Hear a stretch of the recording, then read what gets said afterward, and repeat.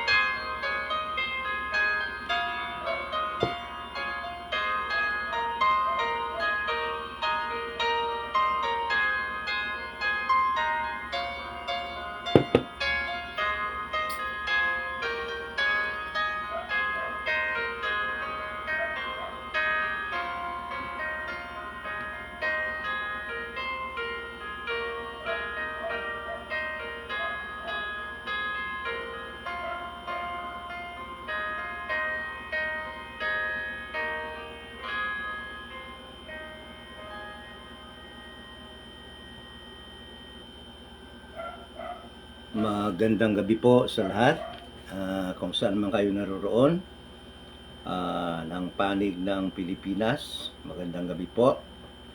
At kahit sa ibang bansa, alam kong mayroon pong nanonood sa atin. At ngayon po ay Saturday night, 8 o'clock na po, at kailangan na po natin mag-umpisa. As promised, no?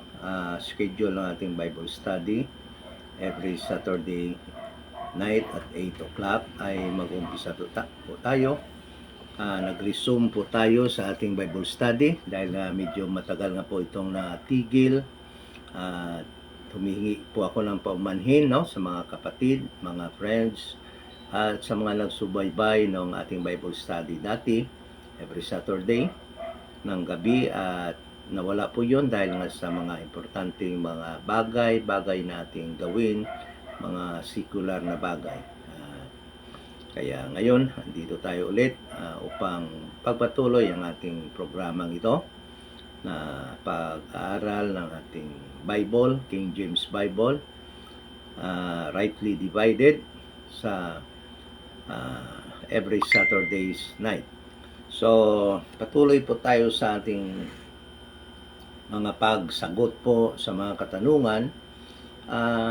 Yung kasagutan po natin, ang ating sasagutin ngayon ay yung tanong kung bakit nga ba, dahil nga tayo ng mga right divider naniniwala na hindi utos sa atin yung ginatawag ng mga karamihan, tinatawag ng mga denomination. Actually, yung mga tumawag lang naman ito na Great Commission ay yung mga denomination. But hindi naman ito pinangalanan ng ating Panginoon na Great Commission. Ngunit ang reason na i-explain natin sa Bible study na ito kung bakit itong command na ito ni Jesus Christ ay hindi para sa atin sa time na ito ng dispensation of the grace of God, lalong-lalo na po hindi para sa atin na mga members of the church, the body of Christ. Kasi po ay napakarami ng mga makita nating denomination na ang kanilang leaders, ang kanilang pastors, mga religion leaders ay ini-involve nila, no, ang kanilang mga members sa pagtupad ng commission or ng command na ito ni Jesus Christ.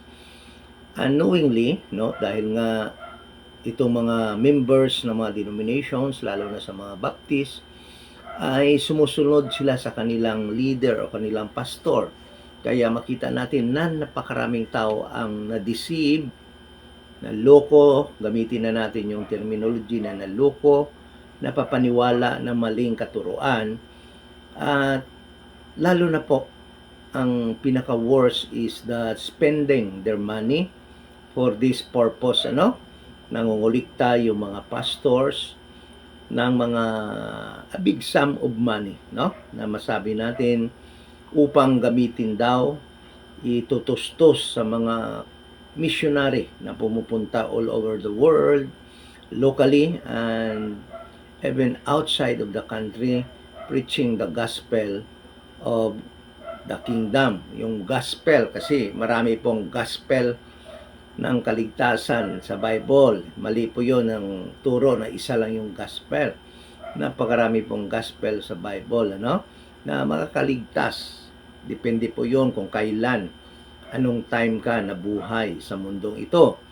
So, yung time, yung sa panahon ngayon, yung pinapaturo nila, pinapapreach nila all over the world ay yung gospel na pinipreach ni John the Baptist, yung gospel na pinipreach ni Jesus Christ during His earthly ministry, at yung gospel na pinipreach ni Peter after Christ's ascension to heaven when Peter took over the leadership of the church, the little flock, yung church na itinayo ni Jesus Christ sa Matthew chapter 16 verse 18.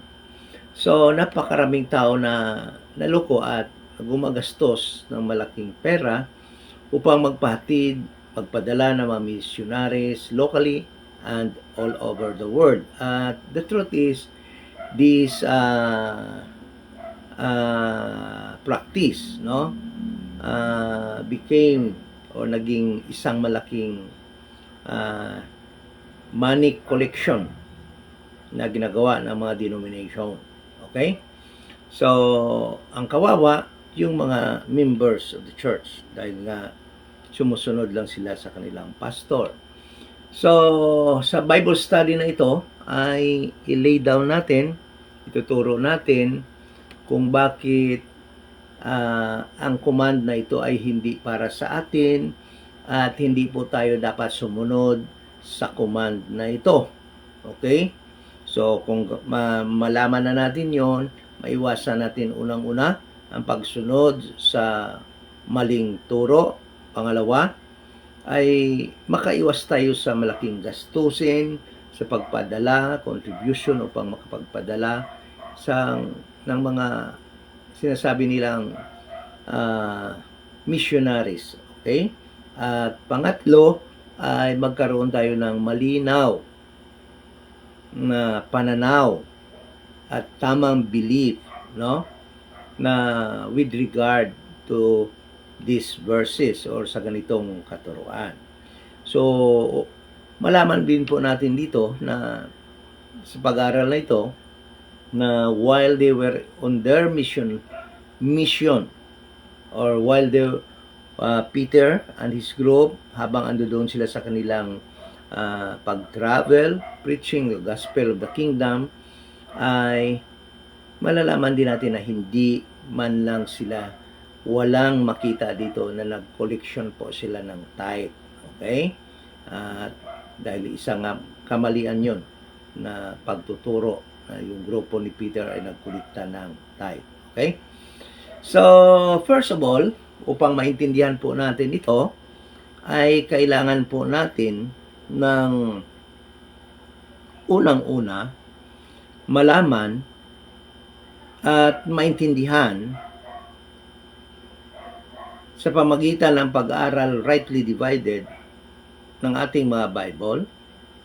Kailangan natin maintindihan kung kanino ba iniutos, kanino ba inutos, dahil past tense na yon, no? Matagal na inutos yon ni Jesus Christ. Kanino ba inutos ang Matthew chapter 28 verse 19 to 20, Mark chapter 16 verse 15 to 18, at saka yung Acts chapter 1 verse 8.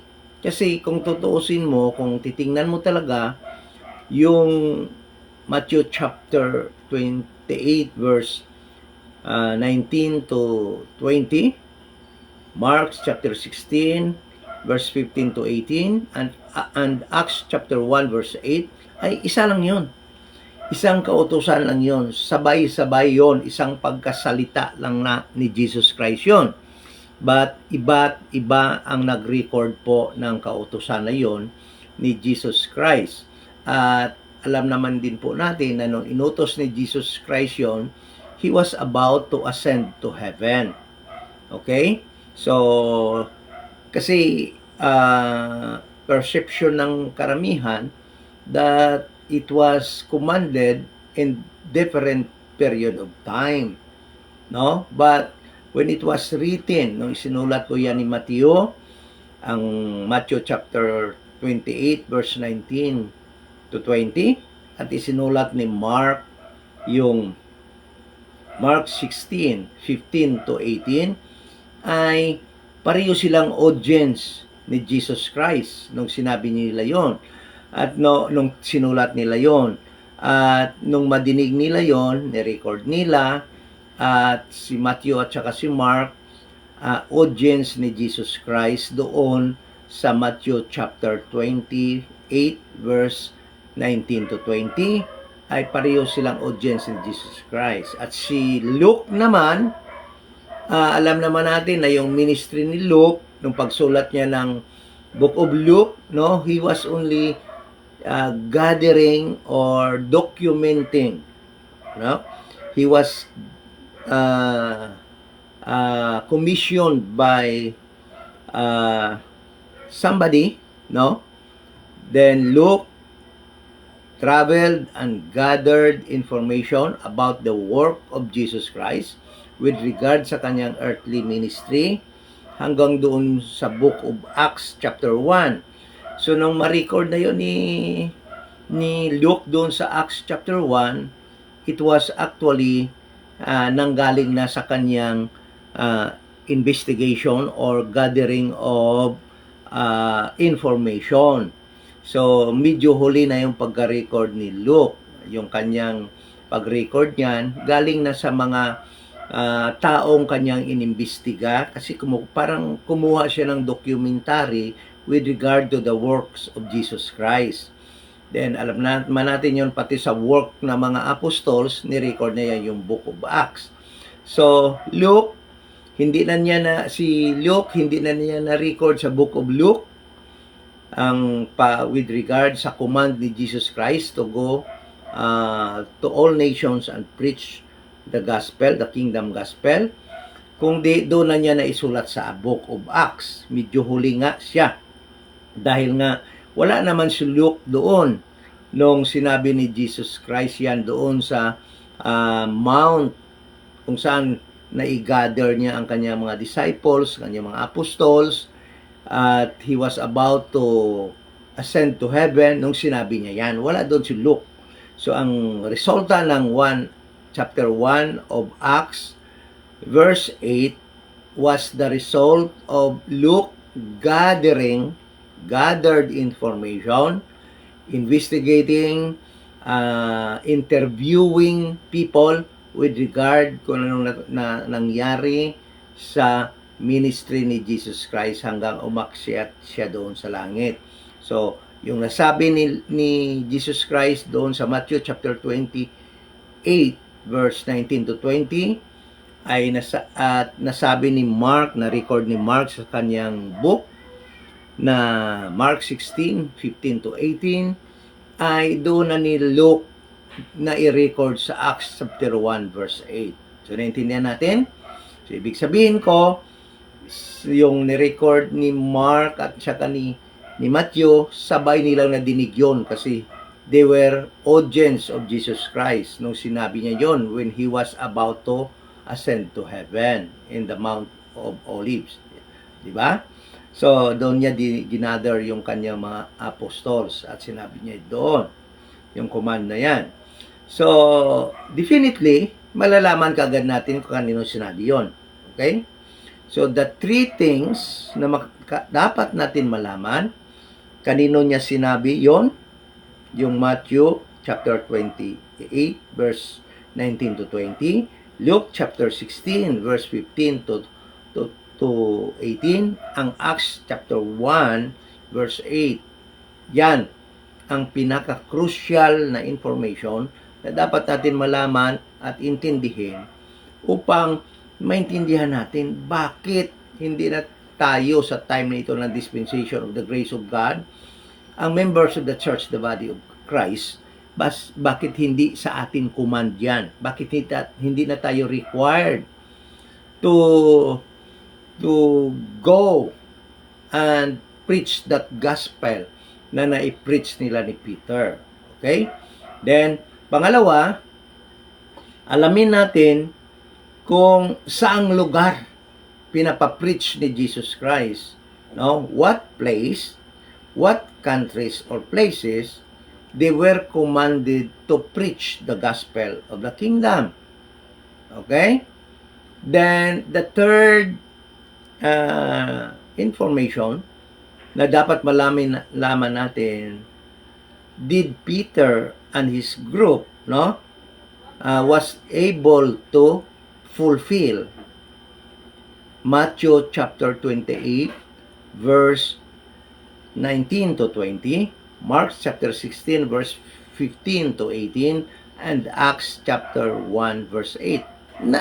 Natapos ba nila yun? Nagawa ba nila yun? Kasi yan yung isang reason na ginagamit ng mga denomination pastors that we are obliged right now to fulfill that command of Jesus Christ. Dahil nga hindi daw natapos ng mga apostol. So, ibig sabihin, they were failed. Na-fail sila sa utos na yan ni Jesus Christ. Nako, kung na-fail sila, sayang yung pagkamatay nila sa iba't ibang lugar, sa Gentile nation. Alam naman natin that there were only 2 apostles or 1 apostles of Jesus Christ within the group of 12 ang namatay sa Jerusalem. At it was James, the brother of John. Siya yung napatay doon sa Jerusalem ng mga Hudiyo. Okay?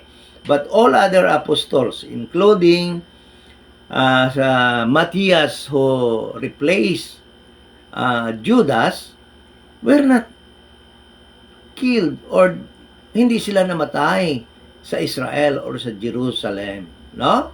Dahil nga lumabas sila ng Israel at nag-preach ng gospel to all Gentile nations, to other nations. Okay? So, ibig sabihin, ay na-fulfill nila yun.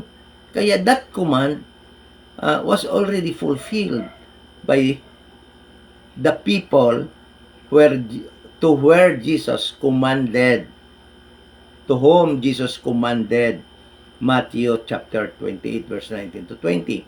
And isa-isahin natin yan mamaya, no? Kung bakit nagawa na nila yon at hindi na tayo dapat maggawa pa ng ganong command dahil hindi naman tayo ang inutusan ng ganyang utos. Okay, so but before that, welcome natin yung mga kapatid natin that are online joining us in our Bible study. Maraming mga right divider dito na kasama natin ngayon. We are also inviting our friends, at iba pa na panood ng program na ito, ng Bible study na ito. At bago natin ipagpatuloy, sabihin na natin kung paano maligtas ngayon.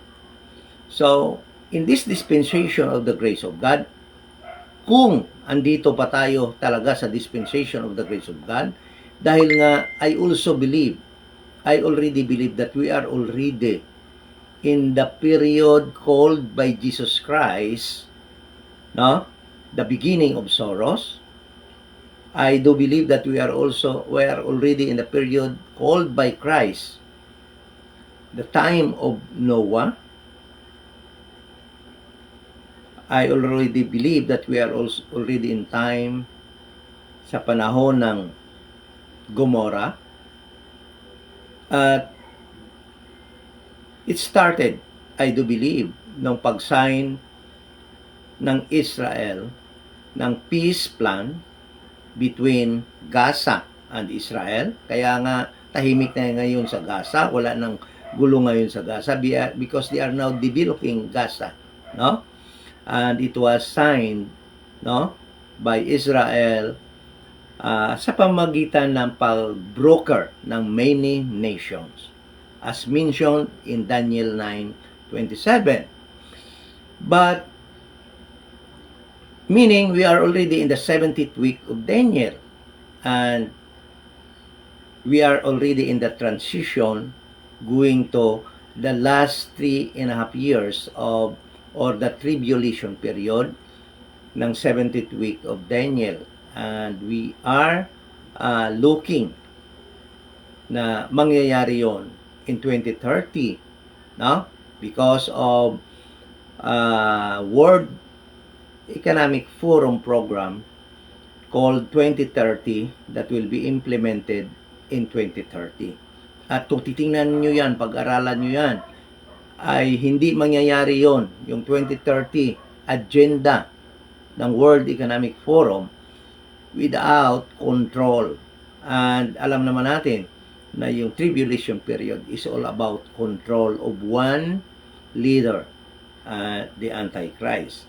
So, but assuming that if we are still in the dispensation of the grace of God, let me preach this, that salvation is only by believing that Jesus Christ died for our sins, He was buried and rose again the third day. Yan lang po talaga ang pamamaraan ng kaligtasan kung andito pa tayo sa dispensation of the grace of God. Kaya wala na pong paraan na iba. Religion, being a member of any religion, you cannot be saved.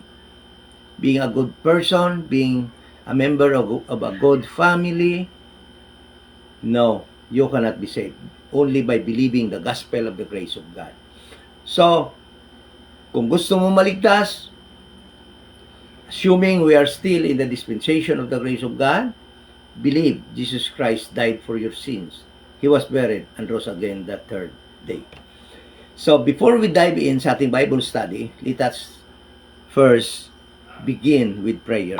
Ama na banal, nagpapasalamat po kami sa gabing ito, sa malaking opportunity na iyong binigay sa amin na makapag-aral kami muli na iyong Bible, na iyong salita, na iyong words rightly divided, at magkaroon kami ng clear understanding with regard to this subject, ang tinatawag nilang Great Commission, na hindi na po ito command para aming sundin sa panahong ito, dahil andito kami sa ibang dispensation, andito kami sa ibang mga katuruan and doctrines that you revealed unto Paul from Romans to Philemon, and in those books we were not told or commanded to obey this command which you only gave to the apostles, to the Jewish people headed by Peter. So, we ask ng kaliwanagan with regard to this study, at sana po ay magkaroon din kami ng open heart and mind at tanggapin ang iyong mga katuruan. Dahil matagal na po kaming naturuan ng maling katuruan na ito, na sa panahong ito ay amin pang dapat gawin ito at sundin, dahil hindi ito nagawa ng mga apostoles mo noon sa Israel. Thank you so much, and we pray in Jesus' name. Amen. So, muli, magandang gabi. At unang-una, sinasabi na natin, na alamin po natin kung sino po ba ang inutusan ni Jesus Christ, no? Sa pagsabi niya dito sa tinatawag nilang Great Commission. So, unang-una, pupuntahan natin ang Matthew chapter 28. No? Matthew chapter 28. Sabi dito, no? Now when they, umpisa na natin sa verse 11, now when they were going, behold, some of the watch came into the city and showed unto the chief priests of the things that were done. And when they were assembled with the elders and had taken counsel, they gave large money unto the soldiers, saying, Say ye, his disciples came by night and stole him away while we sleep. No, this was one of the greatest deception that was made by the Pharisees of the priests, high priests, and Pharisees at the time, no? Concealing, itinatago nila ang resurrection ni Jesus Christ. No? Verse 14, and if this come to the governor's ears, we will persuade him and secure you. That was the promise, no? Na kailangan proteksyonan nila yung mga guards. So they took the money. Then the 11 disciples, verse 16, went away into Galilee, into a mountain where Jesus had appointed them. So at this moment of time, after the resurrection of Jesus Christ, when he met his disciples, apostles, he appointed a place, no, kung saan sila magkikita. At alam naman natin na sa Book of Acts, it was Mount Olive, no? Then pupunta tayo mamaya doon. Then the 11 disciples went away into Galilee into a mountain. So merong appointed place, mountain, ang pag-record ni Matthew, where Jesus had appointed them, and when they saw him, they worship him, but some doubted. So nung pumunta na sila doon sa mountain na yon, no? Yung iba sa kanila worship Jesus Christ, but yung iba ay nagkaroon po ng sinasabing doubt, pag-alinlangan, kung si Jesus Christ ba talaga yun.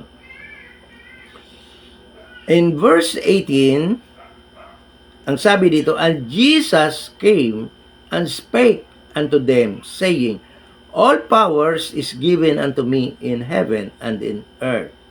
So alam nyo, at this moment of time, Jesus Christ bumalik na.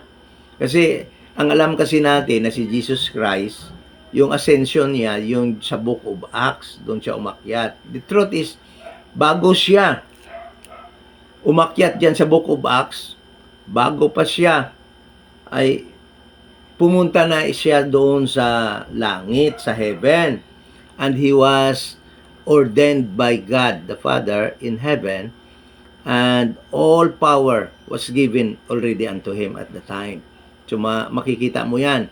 Kaya maintindihan nyo bakit hindi siya nagpapahawak doon sa mga babae nung pag-resurrect niya. Ngunit nung mag-meet na sila ni Tomas, nagpahawak na siya dahil tapos na siyang umakyat doon sa heaven. So dahil nga as Jewish, sa kanilang as promised to them, no, being the Savior, kailangan niya umakyat muna dun sa heaven, no, upang i-ordain siya ng God, the Father, upang makabalik siya dito ulit sa lupa. At anditong time na to, nakabalik na siya sa lupa. But he is about to go to ascend again to heaven and stay there. Doon na talaga siya magstay. Then sabi dito, kaya nung nung time na ito, sabi na niya, all power is given unto me in heaven and in earth. Kasi doon nga siya galing eh. Inanoint na siya ng Father. So, bumalik na siya dito at this moment of time, but sa time din na ito, he was about to ascend again to heaven. So, sabi dito, verse 19, go ye therefore, this is the command, go ye therefore, and teach all nations, listen to this, all nations, baptizing them in the name of the Father, and of the Son, and of the Holy Ghost, teaching them to observe all things whatsoever I have commanded you. And lo, I am with you always, even unto the end of the world. So first of all, the command was only given to the apostles and his disciples. And we do understand that yung iba dito ay yung mga, kasi kita nyo nung umakyat na siya doon sa heaven, marami ang ando doon, hindi lamang sila Peter at saka yung 11 apostles, kasi hindi pa nga nung umakyat siya, hindi pa nga napalitan si Judas. Okay? So 11 apostles ando doon, and ang record sa Acts ay marami sila, 500, no? Sila na ando doon nung umakyat si Jesus Christ sa heaven sa time na ito. Meaning, his apostles and disciples, most of them member of the church, the little flock, na itinayo ni Jesus Christ sa Matthew chapter 16 verse 18. Listen to this. Wala pang ni isang member ng church, the body of Christ, na andito nung time na yon na si Jesus Christ nag-ascend sa heaven, na visible sa kanyang mga apostles. Sa unang pag-akyat niya sa heaven, hindi siya nakita ng kahit nino man. Siya lang yon. After sa kanyang resurrection, bumalik siya. After 10 days, bumalik siya. At ngayon, sa sunod niya na pag-akyat dito, nakita na siya ng napakaraming tao. At ang sabi ni Apostol Paul sa book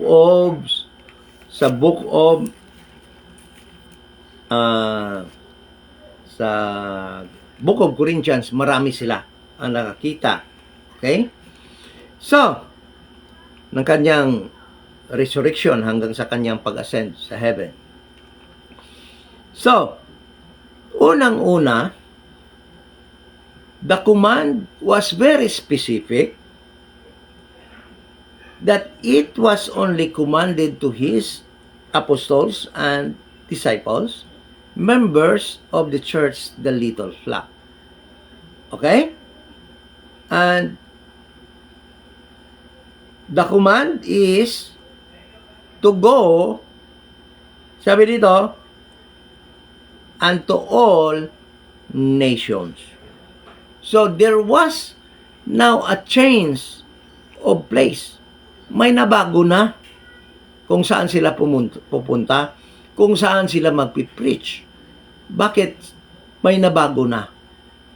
Dahil ang command ni Jesus Christ, no?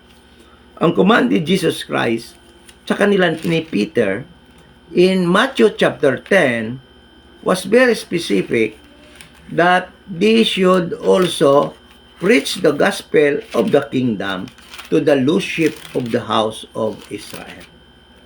So, may pagbabago na ngayon. Ang pagbabago, ang utos, kung sino ang magpipreach, the same people. The group of Peter and members of the church, the little flock. Doon yung utos ibinigay. But ang utos kung saan sila pupunta ay mayroon ng pagbabago. Bakit? Kasi sa Matthew chapter 10, verse 5 to 7, ay ang command sa kanila ni Peter ay ganito. Sabi dito, these 12 Jesus sent forth and commanded them, saying, go not into the way of the Gentiles, and into the way, and into any city of the Samaritans, enter ye not. So, first, when Jesus Christ sent his apostles, the command was only to go to the lost sheep of Israel. Huwag pumunta sa mga Gentiles regions, huwag pumunta sa mga Gentile nations, but only to the lost sheep of the house of Israel. Verse 7, and as ye go, preach the kingdom of heaven is at hand. Yun yung kanilang ipipreach. The kingdom of heaven is at hand. Ano ba yung gospel na yun? Na yung gospel, na yung good news, na yung kingdom na promise kay Abraham, promise kay Isaac, promise kay Jacob, that they will become a great nation, malapit nang ibigay sa kanila. So, yan din yung kingdom na pinipreach ni Jesus Christ. Nung una si Jesus Christ mag-preach, yan din yung gospel na kanyang pinipreach. In Matthew chapter 4 verse 17, nung time na si Jesus Christ unang mag-preach after sa kanyang temptation sa wilderness, ano bang gospel ang pinipreach ni Jesus Christ? Ito yon. Matthew chapter 4 verse 17, from that time Jesus began to preach. Nung mag-umpisa siya mag-preach. And to say, repent, for the kingdom of heaven is at hand. Kingdom of heaven is at hand. The kingdom that will be coming from heaven, from God, that will be given to nation Israel, that they will become great in this earth as a nation. Okay? Great, because Jesus Christ will be their king. Yan yon. So, sa Matthew chapter 28, walang pagbabago ang gospel na ipipreach nila. Kingdom gospel. That the kingdom is at hand. That is good news for Israel. Not good news to any Gentiles. Dahil wala namang kingdom na promise sa Gentiles. Okay? So, sa Matthew chapter 28, pariho yung mga tao na inutusan, the group of Peter, parihong gospel ang kanilang ipipreach, ngunit may pagbabago sa lugar kung saan sila magpipreach. Sa Matthew, sa Israel lamang, sa Matthew chapter 28 verse 19 to 20, binago na ni Jesus Christ yung lugar kung saan sila magpipreach to all nations. And Acts chapter 1 verse 8, Luke was very specific in his record. Okay? So, yun. Walang command sa body ni Christ dahil ang body ni Christ at the time hindi pa nga na build, hindi pa na buo, or hindi pa naumpisahan, buuhin, or hindi pa na form at the time. Okay? Kaya alam nyo, nung sila ni Peter ay nag-preach ng gospel in Matthew chapter 10, most of the area kung saan sila pumunta was in Judea, in Jerusalem and Judea. Hindi nga sila pumunta sa mga regions in Israel, like the northern part. Hindi sila ni Peter pumunta doon because most of the northern part at the time were occupied by the Romans, by the Gentile people. So, Peter and his group during the time ay concentrated their preaching of the kingdom gospel in Jerusalem and to the region of Judea, wherein most of the Jewish people lived at the time. But the northern part, alam naman natin yan, yung northern part, yan yung lugar ng 10 tribes of Israel, and most of that region of Israel were occupied by Gentiles. Samaria were occupied by the mestizo, half Jew and half Gentile. Kaya tinawag silang Samaritan. All other regions, no, going to northern part were occupied by the Gentiles, Roman people, no? Kaya hindi sila ni Peter pumunta doon at the time. Their ministry, when they were sent by Jesus, and even Jesus Christ, no, centered his ministry in Jerusalem and Judea. Galilee, Judea, which is Galilee still part of Judea. And even Samaritan, that was in the middle of southern part of Judea or Jerusalem, and between the northern part of Judea, nandoon yung Galilee, hindi doon pumunta, hindi nag-ministry doon sila ni Peter because they were commanded not to go to the Samaritan and to the Gentiles. So Peter and his group centered, even Jesus Christ centered his ministry, their ministry in Judea, in Jerusalem and Judea, the southern part of the nation Israel. Okay? So, the command now is to go to all nations. Ibig sabihin, lahat-lahat na ng lugar, lahat-lahat na ng region ng Israel, pupuntahan na nila. Going to the northern part, Samaria, puntahan na nila. Then, even other nations. Kaya, makita natin mamaya na pumunta din sila ni Peter and his group and most of his companions. Sila Tomas, sila sabi na natin yung mga ibang kasama niya, no? Sila Andrew ay namatay na sa labas sa Israel because of their obedience to the command to go unto all nations and preach the kingdom gospel to Israel, to the Jewish people. So listen to this.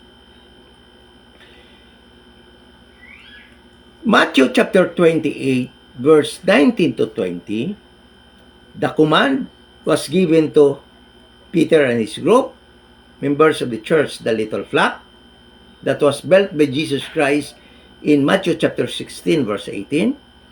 The same gospel to be preached to all nations, the same people, the target or the subject where the gospel to be preached are the Jewish people.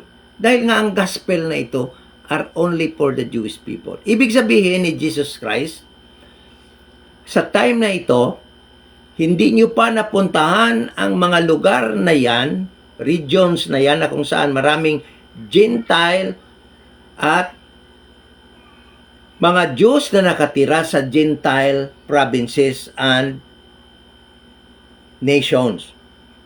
Sa time na ito, gusto na ipaabot ni Jesus Christ ang mga Jewish people na nakatira sa region kung saan maraming mga Gentiles na nakatira at sa mga Gentile nations.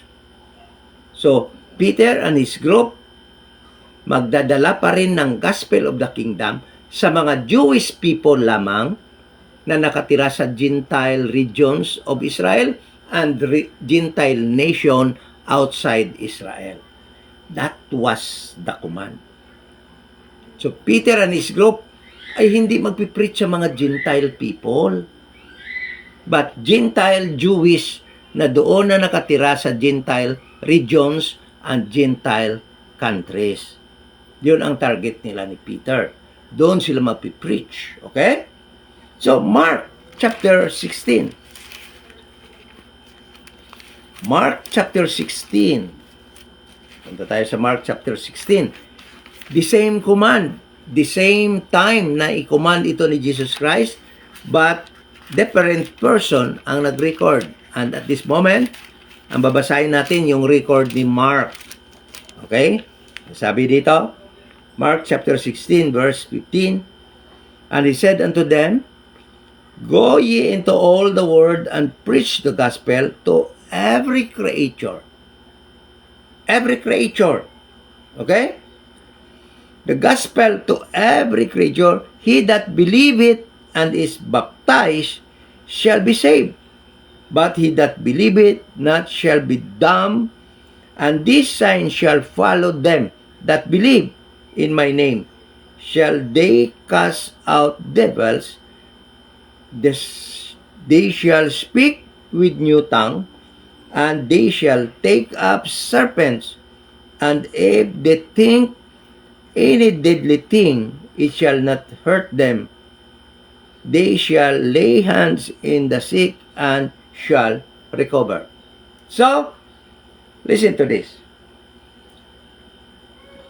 Mark recorded differently.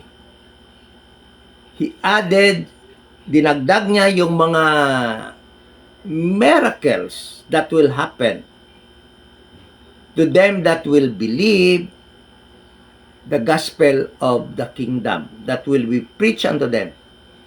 May mga miracles mangyayari. May mga signs na mangyayari. Ano yon? Sabi dito, sabi dito, this sign, may mga signs shall follow. In my name shall they cast out devils. They will be casting devils. Sabi dito, they shall speak with new tongue. Magkaroon sila ng ability to speak different language, new languages. Okay? They shall take up serpents. Hawak sila ng mga ahas.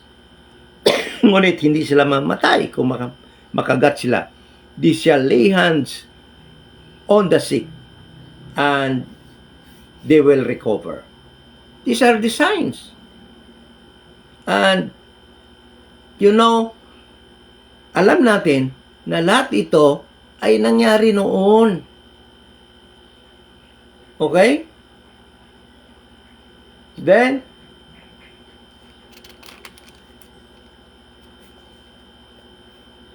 the command that was recorded by Mark is to every creature.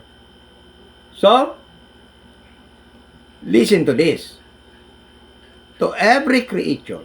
Nagkaroon ngayon ng pagtataka dito. Bakit sabi ni Mark, lahat na ng creature? That includes the Gentile people?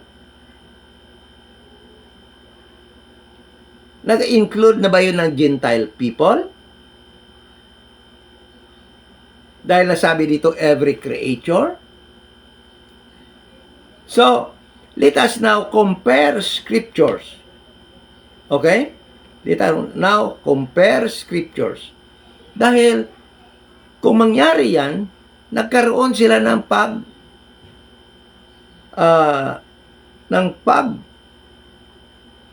salungat sa ibang scriptures. Dahil the command was only to the Jewish people. The gospel is only for the Jewish people that will inherit the kingdom. Okay? So let us now go to Acts chapter 1. Yung record ni Luke. Luke, alam natin na wala siya doon nung sinabi ito ni Jesus Christ personal. Wala siya doon sa Mount Olive dahil nga si Luke ay nagagather lamang siya. He was not a disciple at the time. He was not with the group of Peter, but he was actually commissioned by somebody. And in Acts, mabasa natin kung sino yung nag-commission sa kanya. In verse 1. Acts chapter 1. Punta tayo sa Acts chapter 1. Sabi dito, for verse 1, Acts chapter 1 verse 1. Malaman natin dito kung sino yung nag-commission, nag-utos kay Luke upang mag-record ng Book of Luke at saka Book of Acts. The former treatise have I made, O Theophilus. So, ang nag-utos sa kanya si Theophilus. Ang nag-finance sa kanya si Theophilus. Ang gumagastos kay Luke sa kanyang lakad, sa kanyang travel, gathering information, documenting the works of Jesus Christ in His earthly ministry and the works of the apostles in their ministry in the Book of Acts was financed by Theophilus.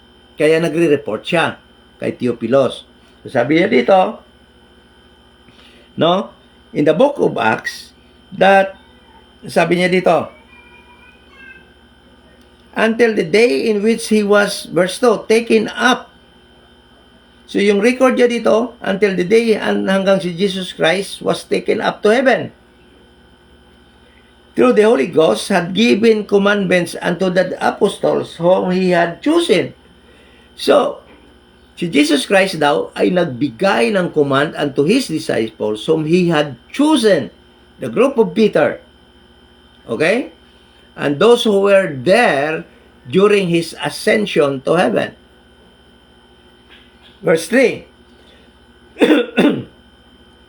To whom also He showed Himself alive after His passion by many infallible proofs, being seen of them 40 days and speaking of the things pertaining to the kingdom of God.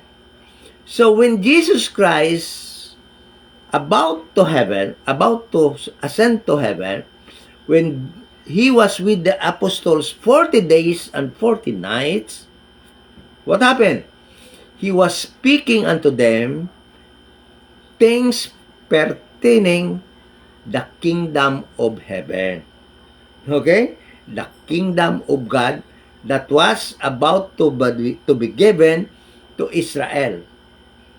The kingdom of God that was the earthly kingdom of God that was about to be given to the Jewish people.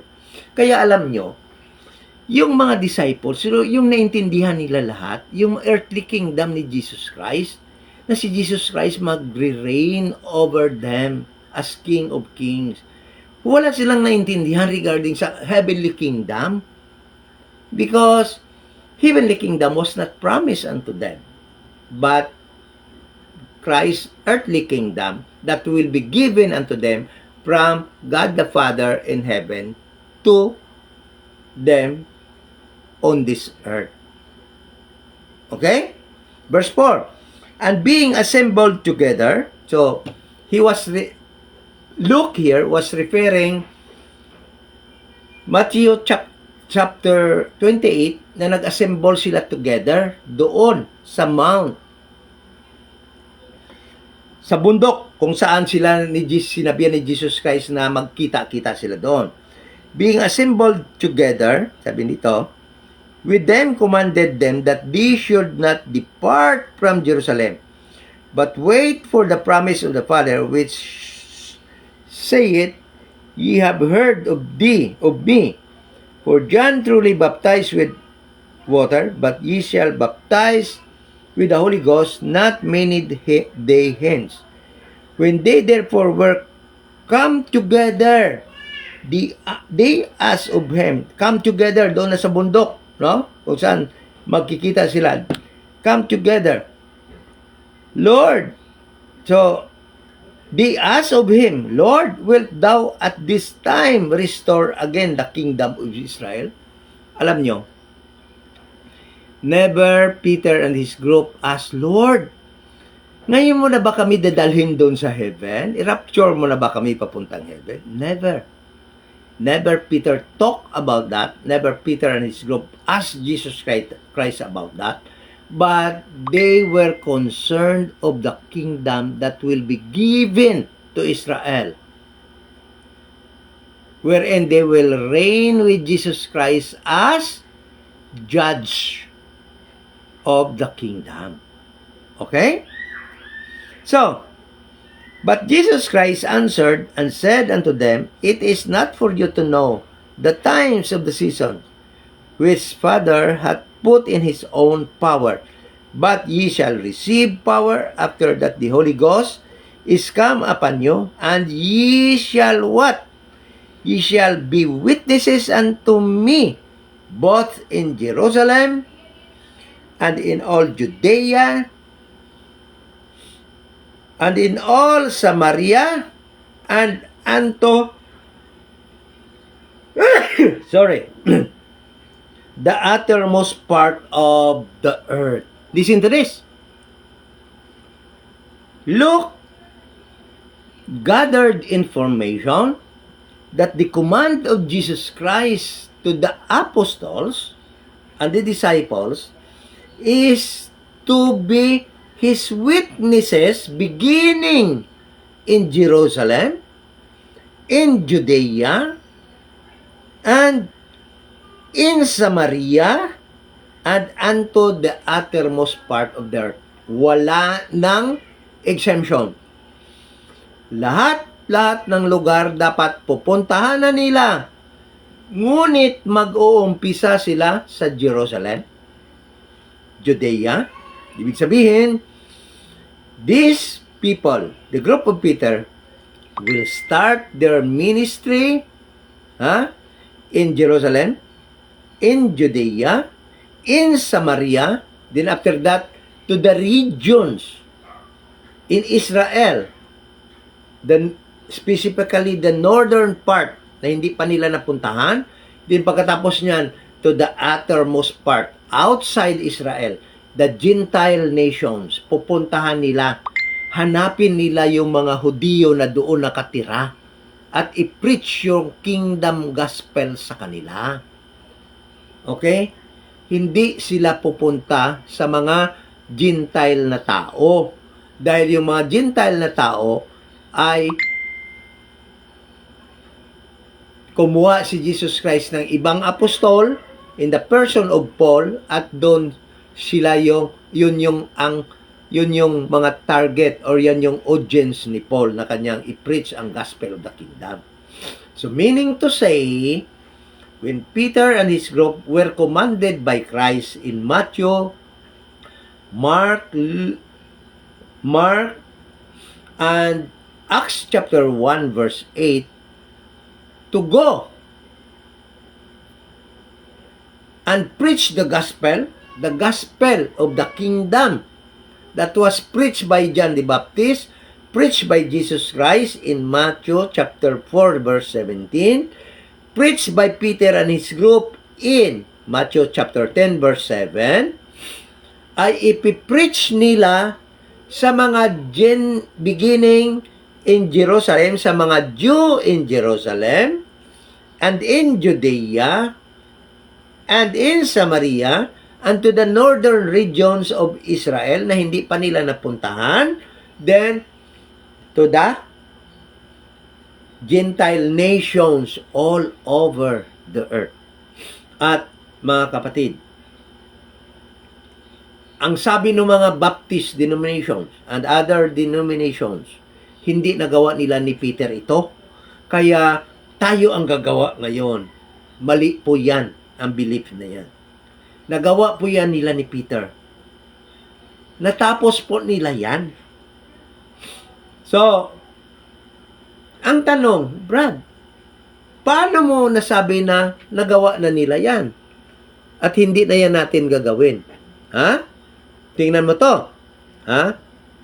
Tingnan mo to. When Peter, beginning in Acts, when Peter, after receiving the Holy Ghost in the day of Pentecost, saan sila ni Peter nag-preach at ang kanyang kasama? Beginning in Acts chapter 2, Peter and his companions preached in Jerusalem for 1 year. They preached in Jerusalem and Judea for 1 year. More specifically in Jerusalem. Kung basahin mo yan, yung Acts chapter 2 verse 7, they are the acts of the apostles preaching the gospel in the streets of Jerusalem for 1 year. From Acts chapter 1, nung umakyat si Jesus Christ, hanggang Acts chapter 7, 1 year po yan. Yan yung sinasabi doon sa Luke chapter 13, verse 6, na 1 year grace period na hiningi ni Jesus Christ sa God the Father na huwag munang i-cut off ang Israel, kundi bigyan muna siya ng 1 year at kanyang abunuhan at tubigan ang fig tree, baka palang magbunga, worthy to receive the kingdom. So, the command that the apostle must become Christ's witnesses beginning in Jerusalem ay nagawa nila yon for 1 year. Buong tapang, without fear. The 11 apostles, the 12 apostles plus Matthias who replaced Judas courageously preach the gospel of the kingdom in Jerusalem. Then what happened? Paano nila na-preach? Paano nila natupad yung command? Paano nila na-obey that the gospel should also reach Judea and Samaria? Then, after that, to the uttermost part of the earth. Nagawa nila yun. Tingnan nyo. After Acts 7, no? After na postpone na yung program sa Israel in Jerusalem and in Judea or in Jerusalem for 1 year, saan pumunta yung apostoles? Philip went to Samaria in Acts chapter 8, di ba? In Acts chapter 8, Philip went to Samaria after the persecution. When they were persecuted in Jerusalem after the murder of Stephen, the church, member of Little Flock, the group of Peter, started to go abroad. Philip went to Samaria in obedience or fulfillment of the command of Christ that they will preach first in Jerusalem, then in Judea, and in Samaria. Peter and his companion and the other companion went to Judea. Halos inubos nila yung Judea.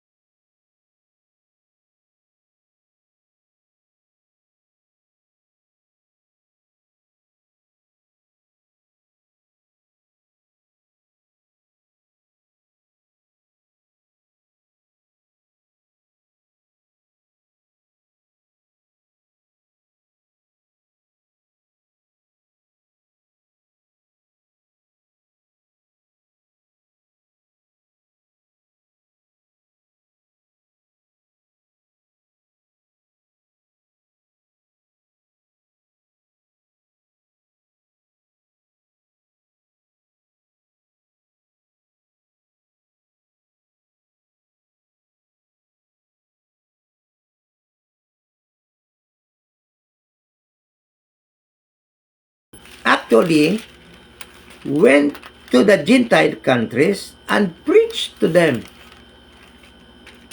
Listen to this. Verse chapter 15. Verse 7. And when there, nangyari ito nung meeting nila sa Jerusalem. After 14 years, bumalik doon si Paul sa Jerusalem at nagkipag-meeting sila, si Paul kasama si Titus tsaka si Barnabas. Pumunta doon sila sa Jerusalem. After 14 years, nagkipag-usap sila kay James at saka kay Peter at saka kay John. Bumalik sila doon. Ando doon si John, si Peter at si James. No? Ngunit ang ibang apostles wala doon. Dahil ando doon nga sila. Nagsasaturate sa Gentile countries. But Peter, umuwi doon. At si John ando doon. At si James, the brother of Jesus Christ. No? At sabi dito, nung mag-usap na sila sa